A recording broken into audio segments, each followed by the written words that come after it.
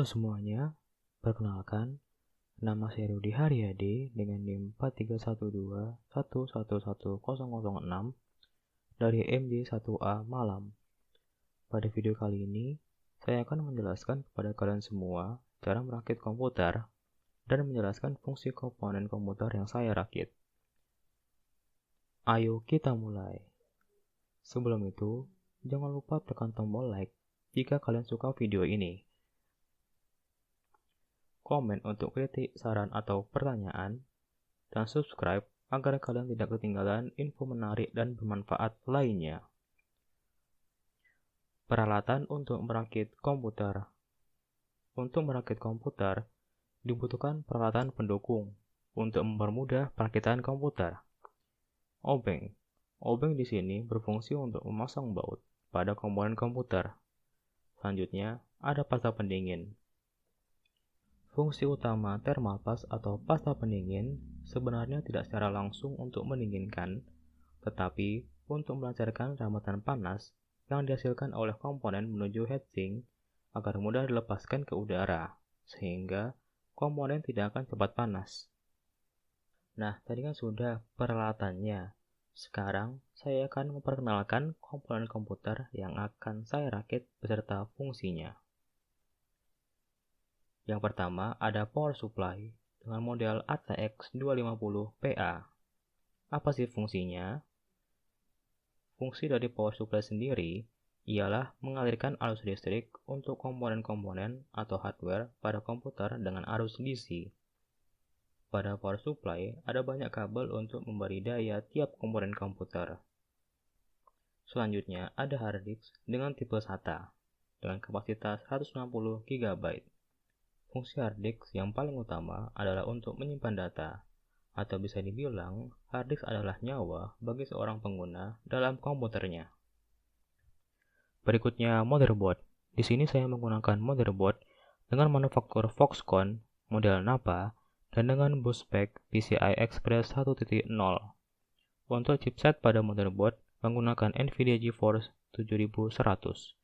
Dan untuk BIOS dari brand Pionix Teknologi Ltd versi 5.13. Motherboard adalah wadah dari berbagai komponen komputer yang saling terjalin untuk membuat perangkat PC bekerja. Komponen selanjutnya adalah RAM. Untuk RAM, saya menggunakan tipe DDR2 dengan kapasitas 2 GB. Single channel, saya menggunakan 2 keping RAM dengan merek Samsung dan DIMM memory, masing-masing 1 GB.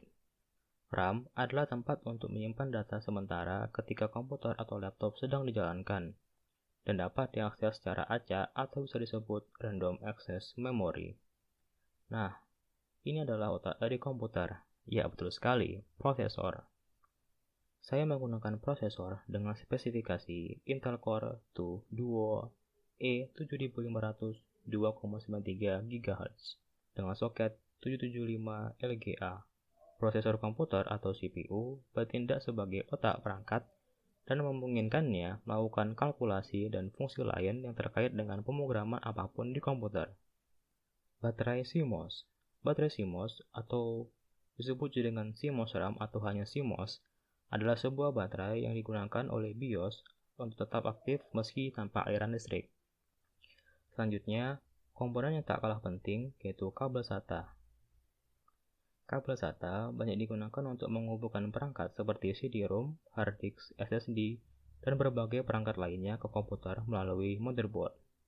Kabel front panel terdiri dari kabel USB audio, reset SW, power SW, dan power LED. Kabel-kabel front panel merupakan kumpulan kabel yang digunakan untuk mengaktifkan fungsi tombol power, restart, hard disk LED, port USB, audio, yang terdapat pada casing komputer. Tanpa kabel ini, mungkin kamu tidak bisa menghidupkan komputer melalui tombol power pada casing. Berikutnya yang dingin-dingin nih. Ya, komponen ini namanya kipas komputer. Di sini, saya menggunakan dua jenis, yaitu kipas dengan heatsink untuk prosesor, dan satu kipas lagi, kipas untuk memperlancar sirkulasi sekaligus mendinginkan komponen dalam komputer.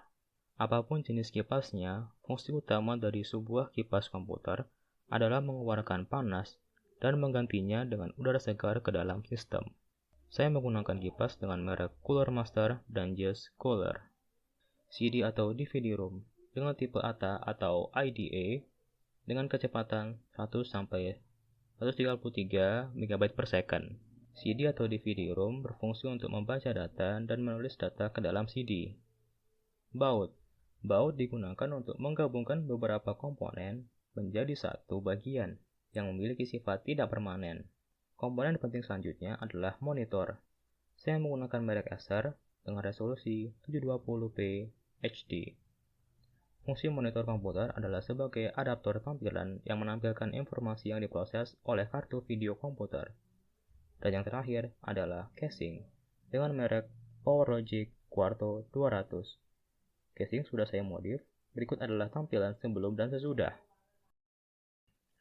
Casing berfungsi untuk melindungi komponen yang ada di dalamnya.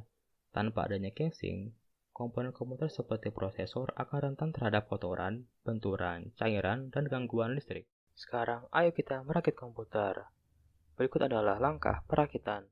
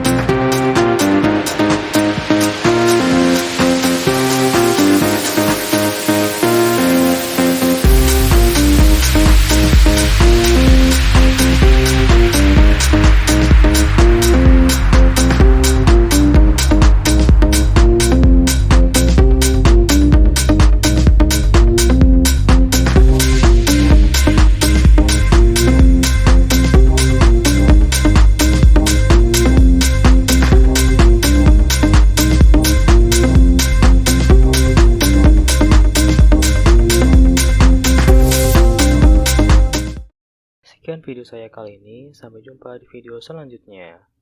Wassalamualaikum warahmatullahi wabarakatuh.